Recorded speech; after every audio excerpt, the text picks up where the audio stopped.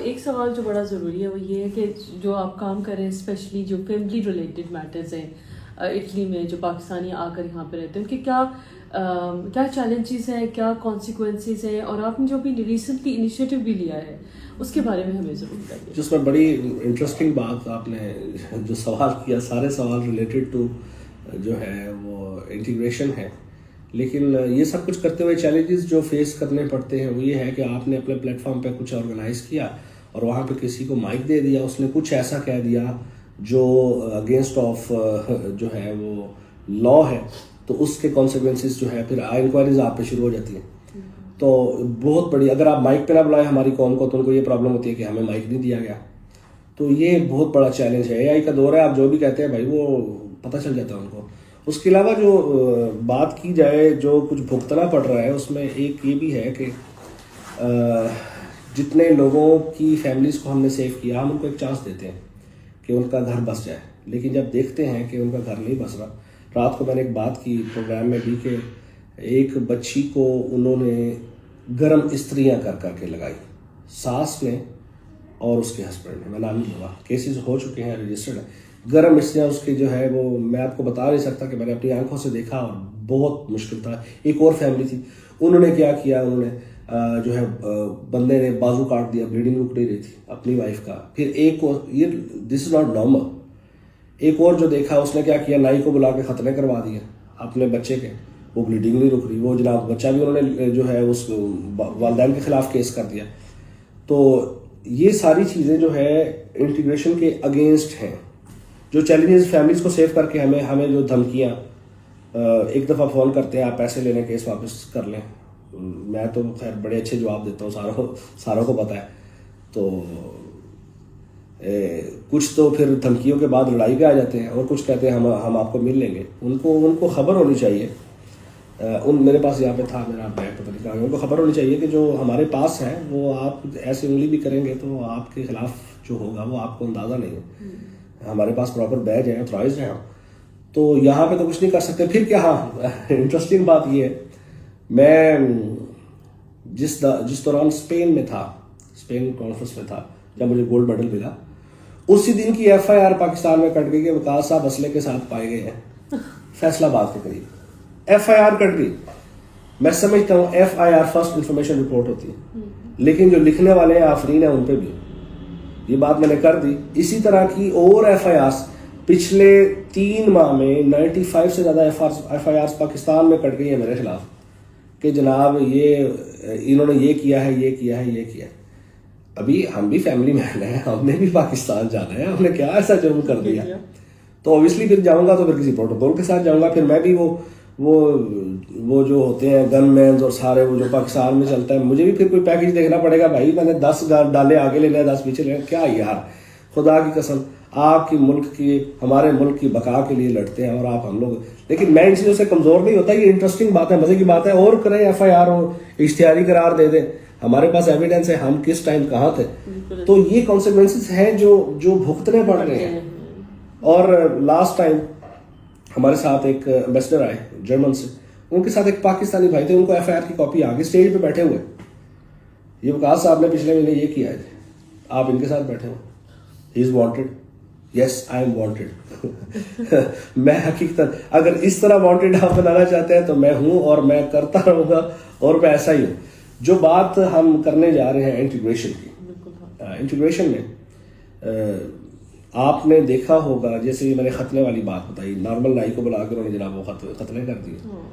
آپ دیکھیں آپ نے کیا میسج دیا، کیا میسج دیا آپ نے. یار آپ یورپ میں رہتے ہیں، وہ اس طرح کے ساتھ کر رہا ہے ختنے اور بچے کا بلڈ ہی نہیں رک رہا، وہاں پہ ایمبولینسز اور پورے ملک کی بدنامی. کیا کیا جی، گھر میں انہوں نے کاٹ دیا خود ہی.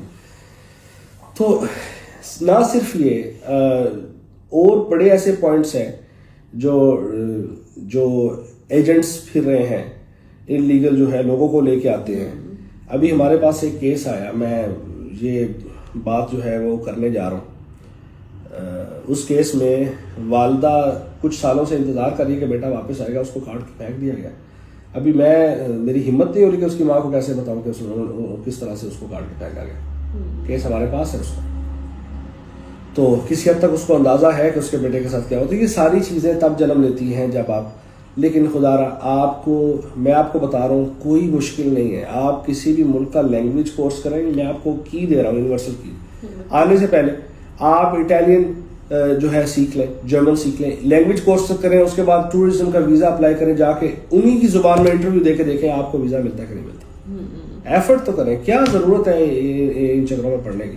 ہاں بڑا کوئی جناب کوئی بہت بڑا کوئی پولیٹیکل کیس آپ پہ بن گیا ہے, آپ کے جناب وہ مجبوری بن گئی ہے, آپ نے کوئی قدم اٹھا لیا, لیکن آپ 99% تو وہ لوگ ہیں جو international commission for human rights میں آ کے ہم لوگ جھوٹ بولتے ہیں کہ ہمارے ملک میں یہ ہے, ہمارے ملک میں یہ چل رہا ہے, اور وہ ریجیکٹ ہوتا ہے. پھر ہم ہی لوگ ان کے ریکورس کرتے ہیں, ان کی عدالتوں میں اپیلز کرتے ہیں. ایک تو سوال میں آپ سے کرنا چاہوں گی جو بڑا ضروری بھی ہے کہ اب جیسے فار ایگزامپل ہم بات کریں کہ انلیگل امیگریشن یا امیگریشن بھی جب کرتے ہیں, دوست جب بھی آتے ہیں, لوگ آنا چاہتے ہیں ان ملکوں میں, تو ان کو کیا کرنا چاہیے؟ میں نے بہت دیکھا ہے, ہم نے آبزرو بھی کیا ہے کہ اکثر لوگ جن کو شاید یہ معلوم نہیں ہوتا کہ وہ دوسرے ملکوں میں تو جا رہے ہیں لیکن وہاں انٹیگریشن جیسے اب آپ ذکر بھی کر رہے تھے, تو کیا ایسی چیزیں وہ کریں آنے سے پہلے, تعلیم, کوئی اسکل, کوئی ایسی چیز جس سے ان کی یہاں پہ سیٹلمنٹ زیادہ بہتر ہو اور لاز کے مطابق ہو؟ آپ ان کو کیا سجیشن دیں گے ہمارے پلیٹ فارم کے ذریعے؟ میرے خیال میں جتنے لوگ یہاں آنا چاہ رہے ہیں, یہاں یا کسی بھی یورپ کی کنٹری میں,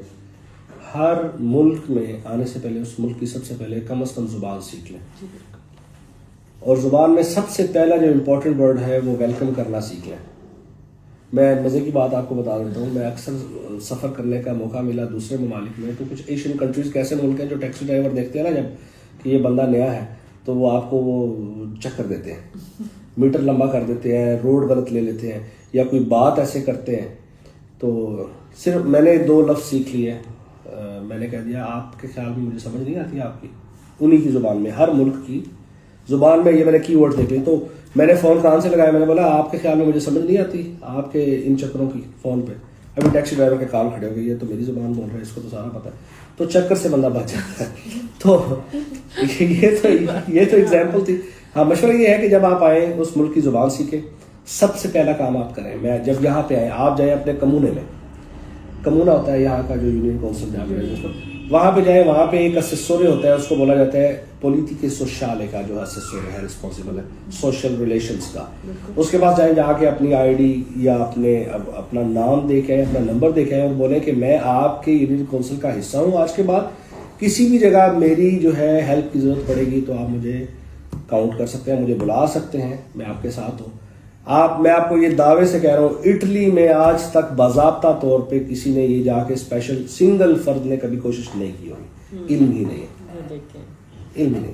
کیا ہوگا, آندھی آ گئی, طوفان ہو گیا, درخت گر گئے, لوگ آپ ویسے بھی کسی بزرگ کی ہیلپ کر دیں گے جا کے اس کی, تو کیوں نہ پراپر تھرو چینل چلے, آپ کی جو ہے ایفرٹس کی جو ہے وہ پتہ چلے لوگوں کو. تو اس جگہ پہ جہاں کا میئر ہیڈ ہے اس کو پتہ چلے کہ ہمارے زون کا یہ رہائشی ہے اور یہ اچھا رہائشی, وہاں سے آپ کا سفر شروع ہونا چاہیے. اور اس کے علاوہ آپ کیا چاہیں گے, کوئی ایسی اسکل, کیونکہ بہت سارے لوگ ایسے, جی جیسے آپ نے ذکر بھی کیا کہ بہت سارے اوپننگز آتی ہیں, جاب اوپننگز آتی ہیں, بہت ساری ایسی چیزیں آتی ہیں جس میں آپ آ سکتے ہیں ان ملکوں میں اور اچھا کما سکتے ہیں اپنے ملک کے لیے. ریمیٹنسز آپ کو پتہ ہے پاکستان کی جو گلوبلی ریمیٹنسز آتی ہیں, بہت ساری اکانومی کو ہم سپورٹ بھی کرتے ہیں. تو آپ ہمیں کیا گائیڈ کریں گے ان لوگوں کو, اپارٹ فرام دا لینگویج اور اس طرح کی جو انگیجمنٹ ہے؟ میرے خیال میں اٹلی کی اگر بات کی جائے یا کسی بھی کنٹری کی جب امیگریشن کھلتی ہے تو اس میں سب سے لو کیٹیگری کی جو ہے وہ آپ کو پوسٹ دی جاتی ہے. جب ان کو جو ہے وہ پخانہ صاف کرنے کے لیے کوئی نہیں ملتا تو وہ کہتے ہیں اٹھا لو جناب لیبر کو, بھیڑ بکریوں کی طرح ہم لوگ بھی آ جاتے ہیں. تو یہ بات تلخ ہے, لیکن اس بات پہ غور کریں. آپ پھر کیا کرتے ہیں, پھر آ کے جب یہ کام کرتے ہیں, ہم نے بھی بڑی مزدوریاں کی ہیں, کام کرتے ہیں تو پھر اپنا منہ چھپانا پڑتا ہے آپ کو. آپ کہتے ہیں, حالانکہ مزدوری میں کوئی بڑا یا چھوٹا تو ہوتا نہیں ہے, لیکن آپ کا جب پیچھے سے کوئی آتا ہے تو آپ سوٹڈ بوٹڈ یا پیچھے جاتے ہیں تو پتہ بتاتے ہیں کہ آپ بہت بڑے افسر ہیں.